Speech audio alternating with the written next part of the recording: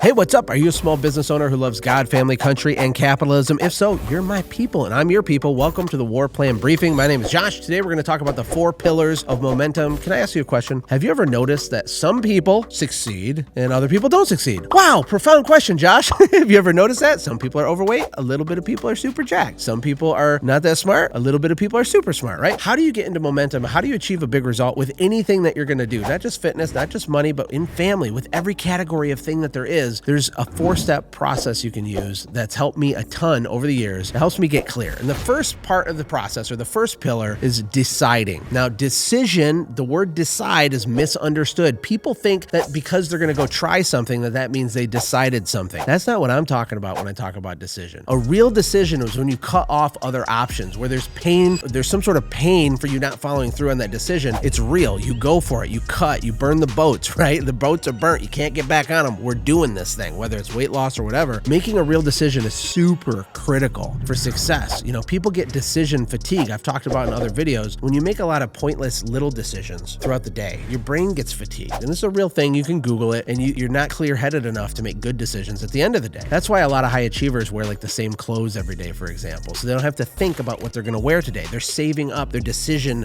power bank for more important things later, because you're just a human. You got to sleep, you got to eat, you get tired. Everybody does. But how many real decisions are you actually making? You know, a lot of people spend 6 months just weighing all their options before they make a decision. You know, there's an argument to be made that successful people, it's not that they make perfect decisions, it's that they make lots of decisions. There's another concept called decision velocity. Let me ask you a question. If you made 135 decisions in the next 30 days and only half of them were good, wait, what's half of 135? Is that 67.5? I don't know. I think so.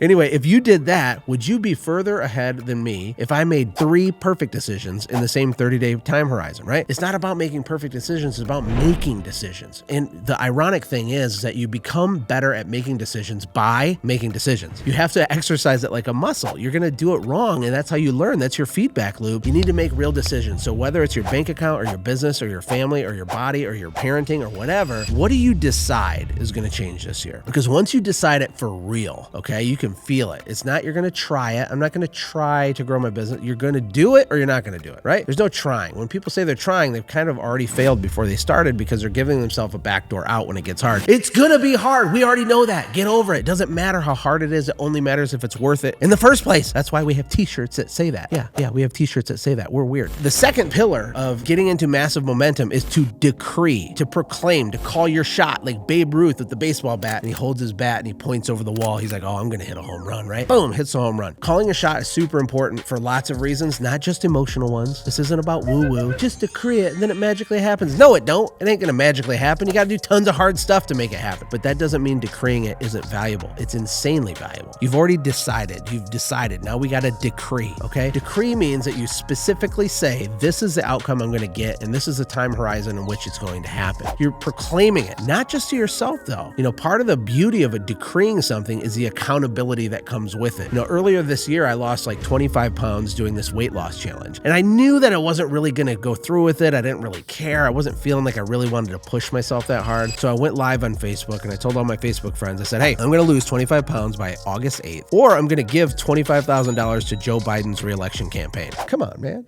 I'm not sure I can think of a worse way to waste $25,000 than that. Well, the comments went crazy. People said, are you nuts? My wife called me and said, what is wrong with you? Why are you like this? Why does it have to be this way? I said, because I need the accountability. I need to decree it. I need to draw a line in the sand and tell other people that I'm going to do this thing. I'm not going to try to do it. I am going to do it. And if I do not do it for some reason, there will be a penalty to pay. And that's what decreeing really is. It's about accountability, drawing a line in the sand. Some other ideas on how you can make something real in terms of goal setting is to print it out and put it where you brush your teeth. You know, if you're going to make $1 million this year, when you're brushing your teeth, I want you looking at the piece of paper. It's like, I'm going to make $1 million this year. And you can remind yourself, print out another piece and tape it to the dashboard of your car. Make it a graphic to go in the screensaver of your cell phone. Make it another bigger graphic to go in the screensaver of your laptop and your desktop. Look, make it real. Make it a thing. Decree it. Call your shot. Don't play small. Lean into it and go for it. So now you've decided, and now you've decreed. The next thing to do is to develop, to reverse engineer, to make a plan. There's a Bible verse that says, if you commit your plans to the Lord, He will establish them. It's a bestseller at Hobby Lobby. Okay, people love this thing because it sounds warm and fuzzy. What people don't realize, what people don't get is that it's a 3-step formula to people that follow through with it. It's guaranteed. God can't lie. He can't lie. He can't lie. He is truth with a capital T. Here's the thing. You have to commit your plans to the Lord. Then he will establish them. God doesn't even get involved until the third step. Let me just slow down for a second. We have to decide. We have to decree. Now we have to develop. The thing is, if you commit your plans to the Lord, you have to have a plan. That's what develop means. You're going to build a plan. It doesn't have to be a perfect plan. In fact, if you used a crayon and construction paper like you used to in kindergarten, that is acceptable as long as it's your very best. God doesn't want you to do perfection because that's fictitious and not even a real thing, but create a real plan. If you need to make $1 million, how many customers do you have to sell at what profit point, at what price point, what close rate, what's your cost per lead, what's your cost per acquisition, what's all the numbers to make that really true? What behaviors and activities do you have to do to get a chance at those numbers, right? If you have to sell $1,000 things to people, how many people do you have to have as leads to be able to have 1,000 sales conversations? But if you only close 50% of them, you got to talk to 2,000 people. Okay, so I talk to 2,000, I sell 1,000, they buy a thing that's 1,000, now I have $1 million. There's a bunch of numbers and math that has to be figured out. And even if you hate math, and even if you despise it, you got to remember this: math is the path when it comes to business. And you don't have to be some, mathematician to do this, but you have to put in hard work. Commit your plans to the Lord. He will establish them. People just run around doing stuff with no plan, right? Or they build a plan, but they're not committed to their plan, but that's a conversation for a different day. Again, decide, decree, develop, build your plan, a good one, the very best that you got. And then last but not least, the fourth pillar to get yourself into momentum is to deploy. Deploy means running